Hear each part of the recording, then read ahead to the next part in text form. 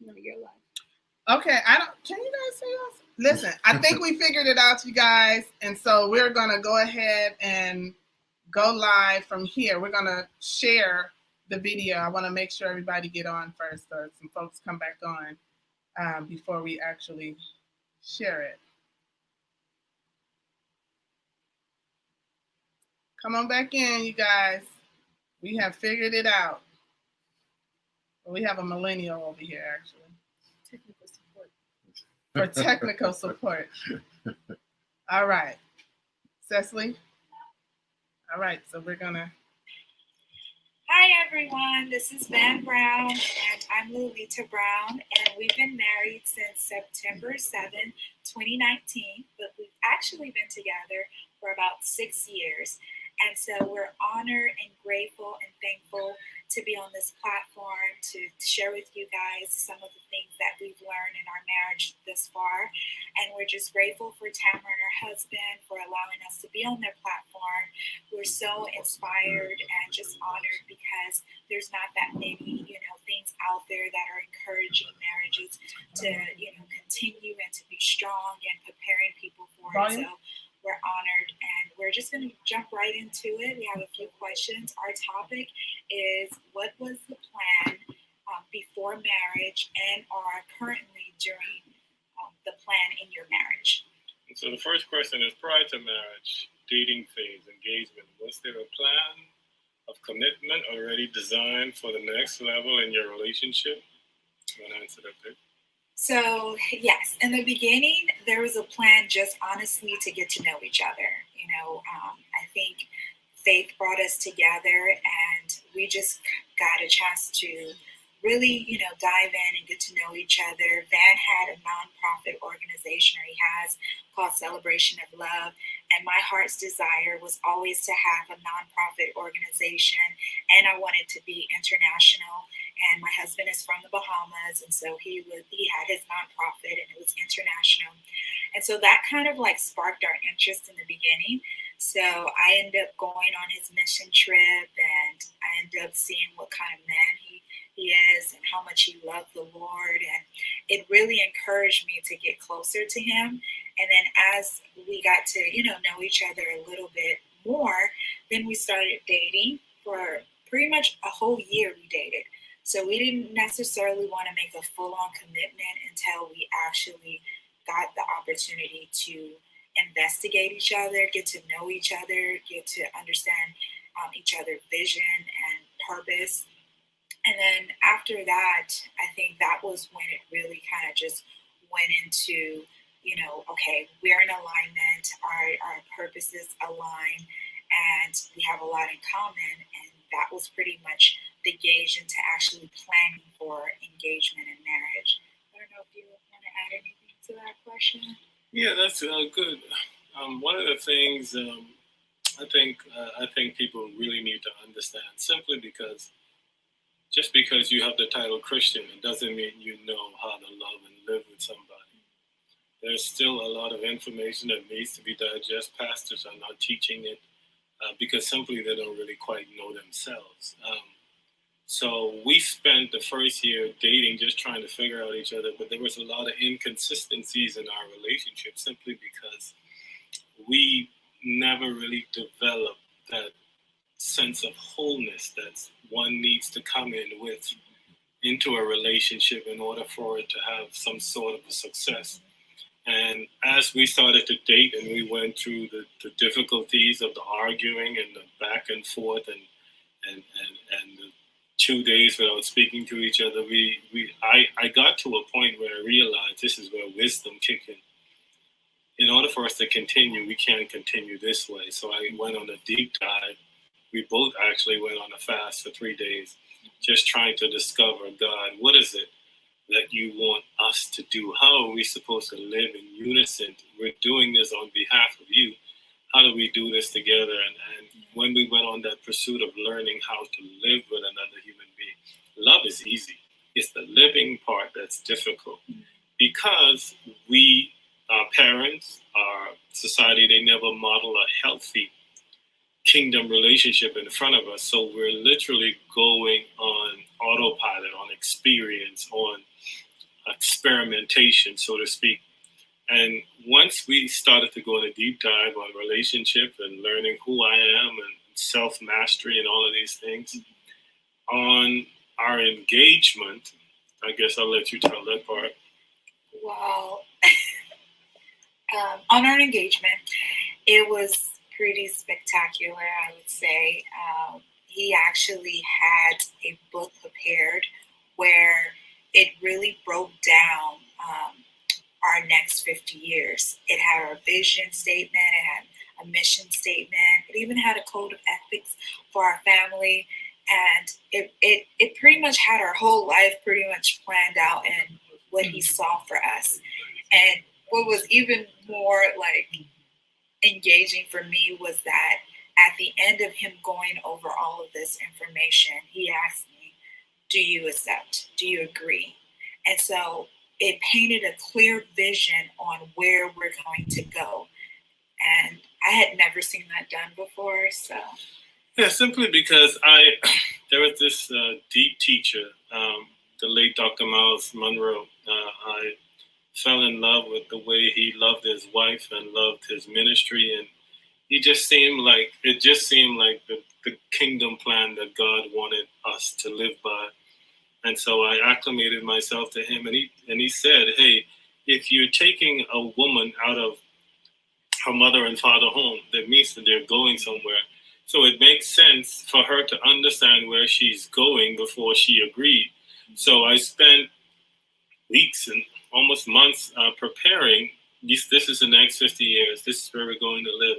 This is the code of ethics. This is the mission statement. This is the business we're doing. This is the books we're going to write, unison and jointly, and you will have your single ones also. And so it has everything detailed inside of it, because what changed for us was simply information.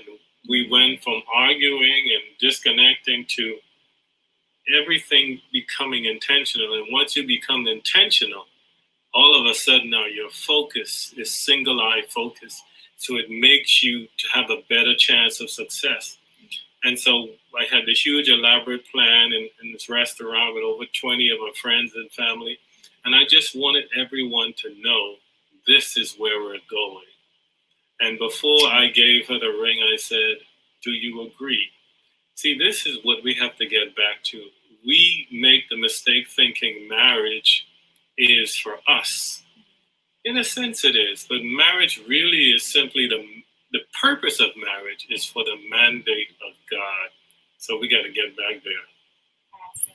So what's the next question? Next question is, do you have the let's make sure our definition is the same talk, or did you assume it was the same?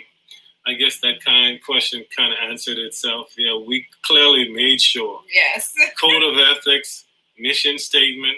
This is where we're going. Where we're going to raise the kids. How. All of these things have to be cleared up. Even in terms of punishment. Do you believe in corporal punishment? Or you believe in timeout? Do you believe in simply speaking, self-soothing? Yeah. All of these things have to be communicated. I feel like a lot too that we did that in that first year of dating. Yes, we did. I mean, we asked each other a lot of questions. Mm-hmm. And then after we actually committed to being in a relationship, we took a lot of courses. We took a class on communication. Mm-hmm. We went to counseling. We did a lot of different things. 2 different counselors. Yeah, 2 different ones. And a couple of courses on marriages and communication and things like that. And I think that really helped, because as we continue to grow as individuals, we continue to make sure that we were in alignment with where we were going and what we wanted to do as a family. And so, that was pretty much set from the beginning. and the mindset is always to live in the posture and attitude of a student. I've been studying relationships and marriages and just relationship and love in general for over 20 years. I still have the posture of a student, simply because you can't know enough. If the goal is to successfully live with someone else, you can't stop learning. You can't stop wanting to soak in knowledge, wisdom, and understanding. The next question is, what did the design of your marriage look like? And have you altered, changed any facets of the design to fit the current developments in your marriage? See, that's the beauty of a vision. Every family has to have a vision. And so when I proposed to her, that was the vision for the family. And we've never veered off course. Actually, we're now in full bloom. The first book is about to come out. We're writing a script now. So everything we do is going to be behalf of the kingdom. God is taking us somewhere. And I know that what we're going to do jointly is going to save a lot of marriages, but not just marriages. People fail to realize that when we talk about love, it's not just about marriage. Yeah. Brother and daughter, father, mother, all of these are facets of it. I will argue those relationships are more important simply because the parent-child dynamic is the first place where you learn how to love. Mm-hmm. So it's so important that the parent instill this sense of love and the foundation of it and how it's supposed to be given. Yeah. So when the child become an adult, they have more equipment and principles on how to love. Yeah. So we got to make sure that we're... And I think, too, that is really good that you have that talk before, like we mentioned, with the vision, because I'm born and raised in Los Angeles, and Van is from the Bahamas, and my family still lives and reside in Los Angeles. And so even being out here, one of his things was he wanted to live in the Valley area, like North Hollywood area. And I wanted to live in LA because all my family is towards that way. But when we got together, and I saw the vision and understood why we would be living in this area, why it's important for us to have this, or even have a house back home in the Bahamas, and maybe staying out there 3 months or 6 months out of the year, things like that. Like having all of that prepared beforehand really helps, because I think a lot of times families or individuals, as they get into becoming a couple, they don't have that. And then once they get married and the wife's like, oh, I don't want kids, or I don't want to live here, I don't want to do this, or I don't want to do that. And then you have all this conflict because a lot of those things weren't discussed beforehand. Right. We keep talking about love, and love does not save us. We have to get wisdom. We have to learn how to live with someone. We have to learn, if I'm choosing to merge life with this person, it would make sense for me to study them. Mm-hmm. What is your history? What are your fears? What are your concerns? What are the flat dead out deal breakers for you? All of these things need to be discussed, but we just keep talking about love and flowers, and it means nothing, because when crisis comes, it comes to test the home. And you have no foundation, because everything was built on it was fairy tale flowers and fancy trips. And we've never really had a sober conversation on what it means to live with someone. So we got to get back to the living part. What steps did you take to execute the desired design for your relationship and marriage? What steps did you take? Well, clearly, I spent a whole month writing a whole vision, made sure she understood where we're going. And now we're in full bloom of it. There's nothing that I do that she doesn't go over with it first, with the book and everything. Every step we take, she's in who we choose for the editor, who we choose for this, where we're going on behalf of this, even down to the nonprofit. Everything we do is jointly together. We're making decisions. There's no such thing as, I make the final decision. I'm the father, I'm the foundation, but it doesn't mean that I have first priority. It simply means the foundation means responsibility. If I'm wise, I would make sure that she has a healthy input, because she came to help. And if she came to help and I stifle her creativity, her wisdom, that all the things that God gave her to help, then I'm basically misusing what God gave me. So that's another thing as men we need to understand. Let our ego and pride seep to the side and just sit in the seat of humility, knowing that maybe some of her suggestions may be not better, more effective. Let's have a sober understanding about that. The next one is name a time that you had to prove your commitment to your relationship. What was the outcome of the scenario? I think it was the time of when you kind of mentioned it earlier, where we broke up for like 3 months. We were going through a lot of, disagreement as far as like arguing. Mainly me. I always, when it comes to being transparent in this part, I throw myself underneath the bus because I was the one who could go like 2-3 hours of, just arguing or I felt like I was trying to get my point across. And so we got together. We were like, you know what, we can't continue like this. And so we did a fast. And during that fast, the Lord showed me that there was a level of wholeness that I needed to get to. I'm a very much so a relationship type of person. And I would get so wrapped up in my relationship that I would neglect some things in my life, or I would become maybe kind of clingy. I don't know, things like that. And so the Lord is a very jealous person, and he identified to me that I needed to cultivate wholeness in order to be able to really move forward with Van. And he gave him, a similar, talk. And then when we got together, after 3 days of fasting and not talking to each other and everything, we were so sad because we both knew, like, okay, we have to break up and we have to spend some time apart and spend time with the Lord. And so we did that. For me, it felt like 6 months to almost a year, but it was really only like maybe 3 months or so. And for it was one of the best things we could have ever done for our relationship, honestly. I know a lot of times when you break up with someone, you're like, oh no, when you say you're going to take a break, sometimes it's really the end of the relationship. But for us, because we were following instructions from our Heavenly Father, it just brought us back stronger. During that time, I built an amazing relationship with God. I learned how to, become whole during that time. I just honestly mimicked the relationship I had with Van, with our Heavenly Father, just like I would be excited to see him call me or send me a text or spend time with him. I started to have those same emotions and feelings towards my Heavenly Father. And during that time, like I said, I was able to really cultivate a level of wholeness that when I brought back to the relationship, Van was like, who are you? You didn't even really recognize me, right?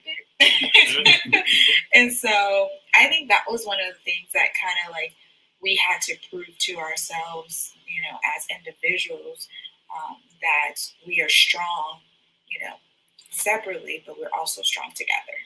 Yeah, and it wasn't necessarily proving anything to each other. It was more in the sense of I would call it a defining moment, simply because it wasn't something we chose on our own.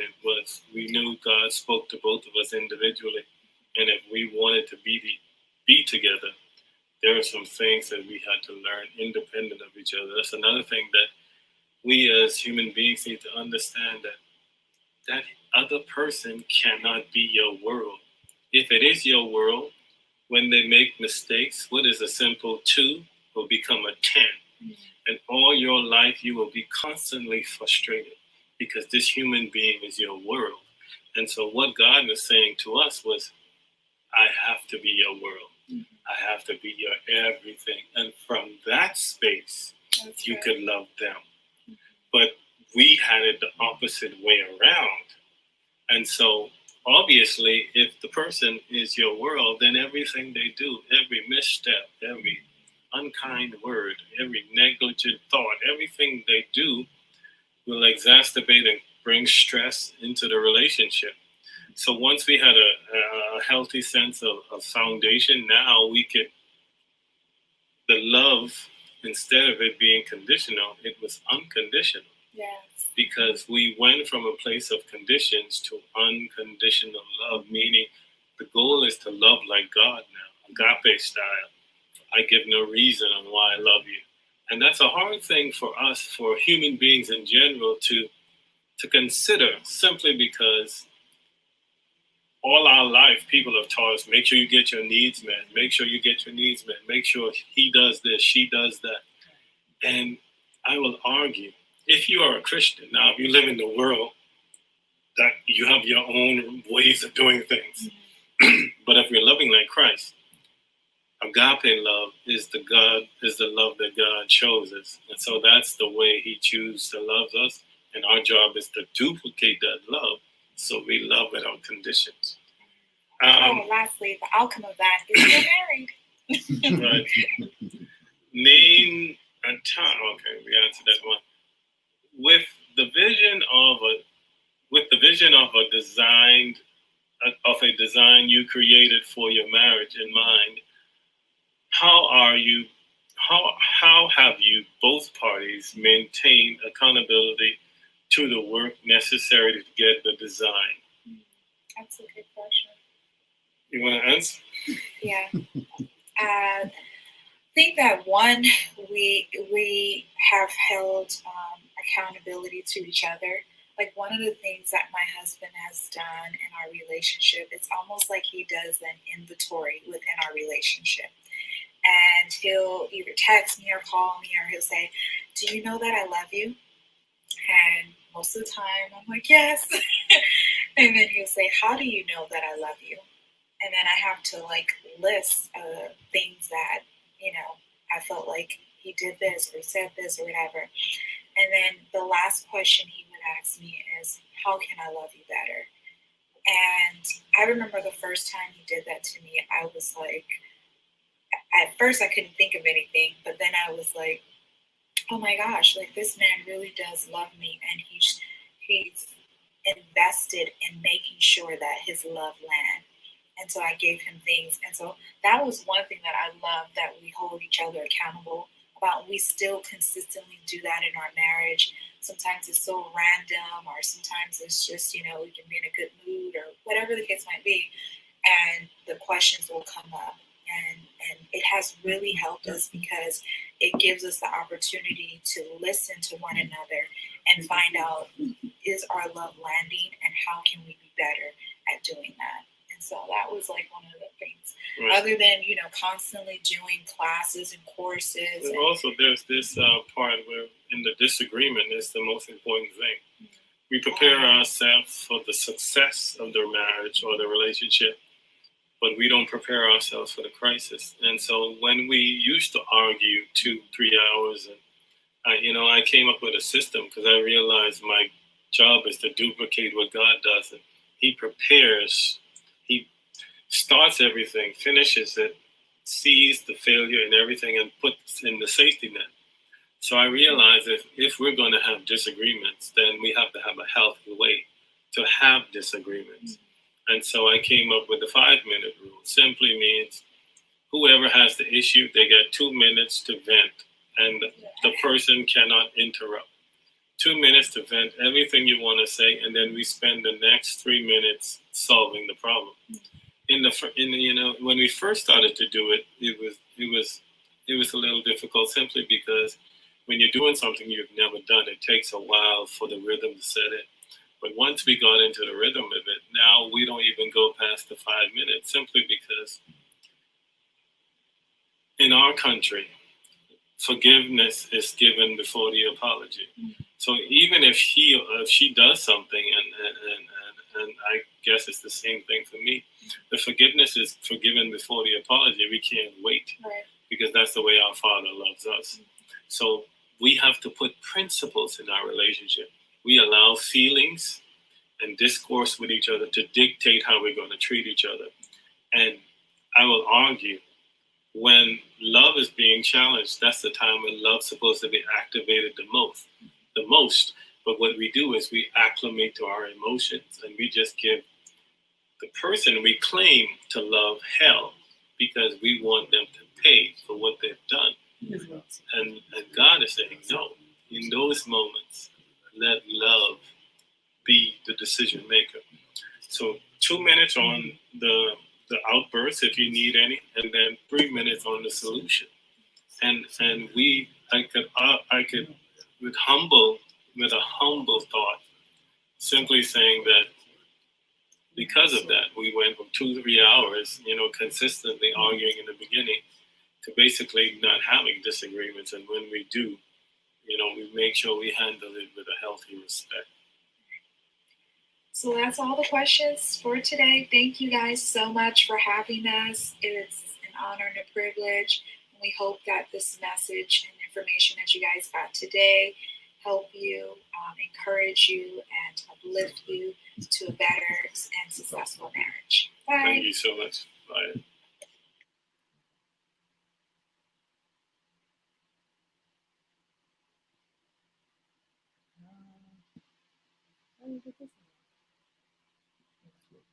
All right. So you guys, what do you think about that? We have a few minutes, and I want to. There's 4. But there's a lot of things that I wrote down. But there's 4 things that I wanted to just kind of throw out there to you guys. He said, forgiveness is given before the apology. My God, that is so powerful. That is so humbling, right? To be able to forgive someone prior to them even asking to be forgiven, right? Because here's the thing. Many times we don't think the other person even needs to be forgiven for what they've done, right? And so just to humble yourself and say, and to do it like Christ, like he said, forgive before it's even asked. That is a humbling space for me. That's the way I take that. What about you guys? I think it's like a connection that you automatically have with your Heavenly Father. It's that connection with Christ that you have. It's a heartfelt, like he said, it's an agape type of love. It's unconditional. Right. So that unconditional love, that unconditional love is totally connected to just knowing that forgiveness is what needs to be done. Forgiveness is what needs to take place prior to even saying sorry. Right. Before you're sorry, before there's an apology, there has to be forgiveness. You want to open yourself up. You want to open up the person up for forgiveness, and you also want to forgive yourself in that respect as well. Right, because many times we don't think we've done anything wrong that caused these things to come upon us. It's like I ain't done finger pointing, you did it. The next thing was, he says, prepare yourself for the crisis as well as for the success. So that means that, to me, what I'm reminded of is the vow. When we talk about the vow, when we list everything that is usually said in the vow, we only think about the good part, right? When we're sitting down, when we're being counseled, when we're sitting across from a minister that is pre-counseling and counseling us before marriage, many times they do not weigh in heavy on those uncomfortable times of marriage. And I just think it's a setup, I think we are failing. When I say we, I'm talking about those of us who are sitting in a space where we're able to speak life to marriages, to relationships, those that are counseling, those that are considered to be godly counsel and wise counsel. We are setting them up and we're being held accountable. If God has called you to do this thing, and not you just went, but if God has called you to do this and you're sitting and talking to couples and you're helping them prior to them needing the help, I think it's very important that we speak on the things that are sure to come. You may not run into every single downfall of that vow, but it's a possibility. So let's talk about the possibilities. Let's prepare for those things in the event that they happen. And that's not to say that this is how you should respond. It's not a cookie cutter, but here's the thing.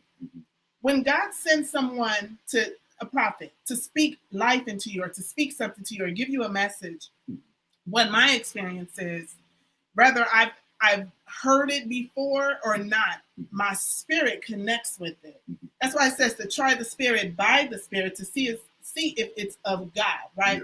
And so when a counselor is speaking to you and they're preparing you for that crisis that's possibly going to happen down the road, when the crisis arrives, you kind of feel like, okay, I knew this was coming. If you're wise, not I knew this particular thing was coming and this is how I am supposed to respond, but I knew something was going to happen. Something was going to come. That's why it's good to prepare prior to. That's why it's good to stay praying. You're supposed to be praying Mhm. before the situation happens, right? You Right, right. prepare. You be proactive and not reactive. Yeah.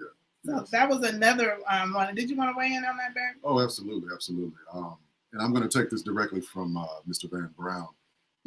When you're speaking of crisis, and you're speaking about love, and you're speaking about the prior to the marriage, going through the getting to know one another, going through the investigative stage, learning each other's isms and learning different things about one another. He talks about the love being a major factor, and the love being the only factor. The going through the times where you're having good times, you're going out, you're traveling, you're doing all these things, and that's I think you're setting yourself up, because you're clouding the area that's most important, and that's the unknown, and that's the crisis. That's the things that you're going to potentially go through. Right. So now you're clouding your own judgment. You're clouding not your judgment, but you're clouding your own the thought of, okay, what could happen if this occurs? Right. So now you're not even engaging in those conversations because you're too caught up in all the fun, the fantasy, the fantasy of it all, as he put it, the fairy tale. And that's the thing. We want to get outside of the fairy tale. We want to go outside of the fairy tale and know that, you know what, we're going to go through sometimes. We're going to go through things, and we have to know, we have to design ourselves. We have to create a design for ourselves prior to this marriage. Right. And in creating that design, we have to prepare ourselves for crisis. We have to prepare ourselves for the unknown. You understand what I'm saying? You know what? And you know me. Yeah. I keeps it 100. 100. 100. I felt like you were talking, that felt kind of personal right there. That was personal. But I say that because, we went through the fluff in the beginning of our relationship, which everyone does. Absolutely. You go through those, you show up as the representative. Yes. Our representative showed up, and not saying that there was no truth to who showed up, because there was, because we're still representing, that same way. However, we stepping in saying that we are dating with a purpose. I stepped in saying I'm nobody's girlfriend. I'm not a girlfriend. I am a wife. So I stepped in saying all of those things, and we had fun in the beginning. We still have fun, but we had fun. But that was all we focused on, was the fun, right? Yeah, let's talk about this serious stuff. Okay, now let's move on. But then when the fun had to come to a halt, i.e. quarantining, you know what I'm saying? All of this exposed the real deal. Like, there's some things that have been exposed about me to me, not to you, but about me to me, because God put me in a position to where he said, just stop for a minute, right? The whole world was on timeout, but I had to look at this thing personal. Like, okay, so what is in this for Tam, right? And how can Tam be a better individual? And so he began to show me some things that I thought I had fixed or was together, and he was like, no, there's still some work to be done. And so in that we have had to attack some things in our relationship that has shown us where we really need to do some work yet, Absolutely. And so I just think that was perfect that he said that, because it works. I mean, it's what we've actually encountered, or what we're encountering. What we're encountering at this time, at this present time. Yeah, absolutely. And so were you about to say something? I was just going to say that you're absolutely right. I hadn't thought about that and reflecting on that, but now that you say it, you did. But you hit it right on the head. We're going through that at this current time. I just think real learning. It's a real learning. We're going through that real learning experience now. Yeah, being a student. Yes. And he mentioned that, being a student. That. And I say that a lot, that we are supposed to always be a student and a teacher. I say student and a teacher. Right. And I say that because as the student, I am learning who you are becoming, who you are, right? Because after the fluff is gone, okay, we're going to remove all of the smoke. Right. Who are you really? I know who you want to be. But I know who you told me you are, but who are you really, right? And so honestly, that question doesn't go to you. That question goes to my God. who is he really, God? Yeah. And God has shown me, you know, in my prayer time, in my fasting, who you are. And what I did was set myself up, made myself available to speak to who God said you are, Yeah. not necessarily who you told me you are, right? Right. There are some things that you've told me and you've shown me that are in alignment with what God has told me, but there was much more that God told me, right? As the woman that is here to be, you know, the neck that is watching, right? That see things before she see things because of my connection with God. I had to put myself in a position where I didn't say, well, you know what, I'm cool. I can't deal with that. That is, I came from this and, you know, I'm not willing to. I had to hear God and let him tell me, you know, if you do A, B, C, or D, right? Right. This could be a part of his healing, or this could be a part of his strength, or this could be a part of him knowing who he is in that area. And so that's what I did. I began to speak to who God told me you were versus who you told me you were, right? Because we all want to look good. Absolutely. We all want to look good. Yeah, of course. So I think that was powerful. And the last thing I want to mention that he said, they said was, well, Van said it. He says that the wife came to help. You can't stifle your help. He says to the men, lay your ego to the side and sit in humility. Her decision may be more effective. And I want us to understand women and men, but he was talking to the husband, to the man. God sent you this woman. He sent you this wife. She's a gift.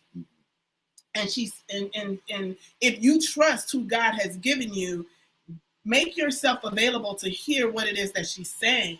You know, let's not use what the words say the wrong way. Sometimes we can turn things around. Yes, the word said that, but come on, did it really mean like you're okay? It says you're the head. It says you're to lead. It's, you know, she's to follow. And some men, they take that to heart. Like you're supposed to do what I said. The word said. You know what I'm saying? Absolutely. And that's so not okay. That's not okay. And so when God gives you something, when he gives you a wife, when he gives you a woman that is wise, it would actually profit you, benefit you to listen to what she's saying, because many times she's getting her counsel from him. Right? And that's why I always say, be mindful of the counsel that you're receiving. Be mindful of who you're going and you're taking your stuff to. Everyone shouldn't get front row seat of your relationship. Everyone shouldn't get front row seat of your marriage, because here's the thing. If they aren't wise enough to steal away and ask God to give them the information to give you, right, as counsel, they're going to give you their experience. And we know that sometimes our experiences comes with bitterness. And sometimes our experiences comes with hate, and it comes with jealousy, and right? And so if I'm going to someone who is actually jealous of our relationship, and I don't know that because there's a disconnect here, but there's a connect here. If I'm going to someone who is jealous of our relationship, do you think they're going to give me godly counsel? Not at all. Not at all. They're going to say, girl, if I were you, I would, right? And it'd be things like, shake him. It'd be things like, get you a side piece, or, you know, just stuff that the world has said, which is why the foundation of this platform is to change the view of what society has defined marriage to be. And so Mr. and Mrs. Van Brown came on. They did an amazing job. I love that they were able to like really attack those questions that we sent over to them. I think it went really good. I learned a lot. I hope that you all learned some things. They will be coming on and looking at the comments. If there's anything else that you guys can think of that you want to comment on, please do so. You can follow them as well. Van is on Instagram, and he is Mr. Van Brown. And Lolita, it's his wife. Her name is on Instagram. I think she's Lolita Brown. But definitely go to Mr. Van Brown, and you'll be able to connect with his nonprofit organization. Celebration of Love. Celebration of Love. He is pro-love. He has studied love for over 20 years, and he is an educator. And so it was an honor to be able to have them come on and give their answers, their experience, their opinions. And I'm sure we'll have them on again really soon. Yes. And again, I say thank you all for Thank coming you so on. much, you guys. We really We appreciate appreciate it. This was it. Yes, fun. this was great. Even with the hiccups. Yes. But it's okay. Again, I say we are in the development stages of this thing, Yes. and it's going to smooth out. That's the exciting part. It's the developmental stage. Yes, So but it only can get better. it can only get It better. can only get better. And I think that people are getting what we're doing. Oh, absolutely. You know what I'm saying? Absolutely. This Yes. isn't for entertainment, No. although you may be entertained at some point. Right. But the foundation is the entertainment. Exactly. So again, thank you all for joining. We love you. We appreciate you, and we'll Yes. see you in 2 weeks. This 2 is, weeks. This is our platform. We're real couples. And real experiences. Yeah. Yes. With real couples, with real experiences. Yeah. So we will see you all later. Thanks again. Thank you so much. We love you guys, We love you and we'll guys. see you soon. See you guys later.